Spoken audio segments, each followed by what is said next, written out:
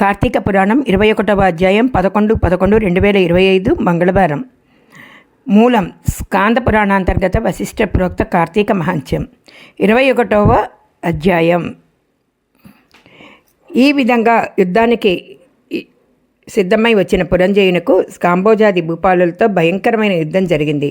ఆ యుద్ధంలో రధికుడితోడను, అశ్వసైనికునితోనూ, గజ సైనికునితోనూ, పదాతి సైనికులతోనూ, మల్లులతోనూ, నిపుణులతో ఖడ్గ, గద, బాణ, పరుసు మొదలగు ఆయుధాలు ధరించి ఒకళ్ళనొకళ్ళు ఢీకొనుచు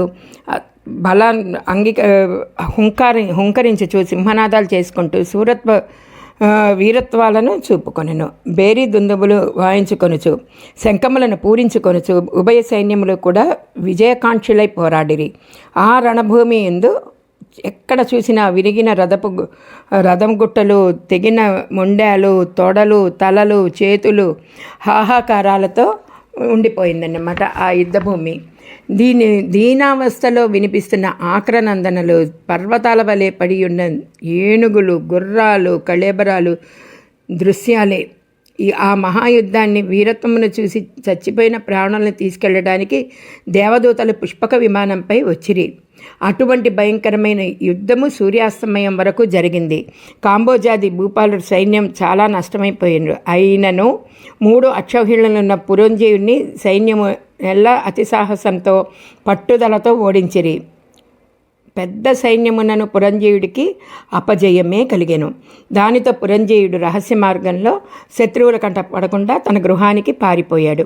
బలోపేతులైన శత్రురాజులు రాజ్యాన్ని ఆక్రమించుకున్నారు. పురంజయుడు విచారంతో సిగ్గుతో దుఃఖించుచూ ఉన్నాడు. ఆ సమయంలో వశిష్ఠుల వారు వచ్చి పురంజయుని ఊరడించి, మరి రాజపురోహితుడంటే రాజుని ఊరడించాలి కదండి.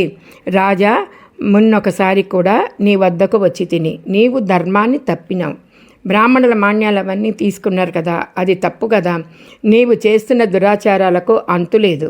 ఇకనైనా సన్మార్గుడవై ఉండమని హెచ్చరించి తిని, అప్పుడు నా మాట ఆలకించలేదు. నీవు భగవంతుని సేవింపక అధర్మ ప్రవర్తనుడవై ఉన్నందునే ఈ యుద్ధమున ఓడి రాజ్యాన్ని శత్రువులకు అప్పగించితివి. ఇప్పటికైనా నా మాట ఆలకింపుము. జయాపజయాలు దైవాధీనములని ఎరింగియు. నీవు చింతతో కుంగిపోవటం తగదు. శత్రురాజుల్ని యుద్ధంలో జయించి నీ రాజ్యాన్ని నీవు తిరిగి పొందవలను. ఆ తలంపు కానీ నీకుంటే నా హితోపదేశాలను ఆలకింపుము. ఇది కార్తీక మాసం. రేపు కృత్తికా నక్షత్రంలో కూడిన పౌర్ణమి కాబట్టి స్నాన జపాది నిత్యకర్మలు ఆచరించి దేవాలయానికి వెళ్ళి దేవుడి సన్నిధిలో దీపారాధన చేసి భగవన్ నామస్మరణ చేయుచు నాట్యము చేయుము. ఇట్లు నర్చినచో నీకు పుత్ర సంతతి కలుగుతుంది. అదే కాకుండా శ్రీమన్నారాయణుడు సేవించుట వలన శ్రీహరి మిక్కిలి సంతోషించి నీ శత్రువులను దురుములాడటానికి నీకు చక్రాయుధమును కూడా ప్రసాదిస్తాడు.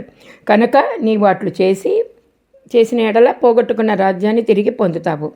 నీవు అధర్మ ప్రవర్తనుడవై దుష్ట సహవాసం చేయటం వలన నీకు అపజయం జరిగింది. కాబట్టి ఇక లెమ్ము. శ్రీహరిని మదిలో తలచి నేను తెలియచేసిన దాన్ని చేయమని హితోపదేశం చేశాడు. ఇట్లు స్కాంద పురాణాంతర్గత వశిష్ఠ ప్రోక్త 21వ అధ్యాయం. 21వ రోజు పారాయణం సమాప్తం.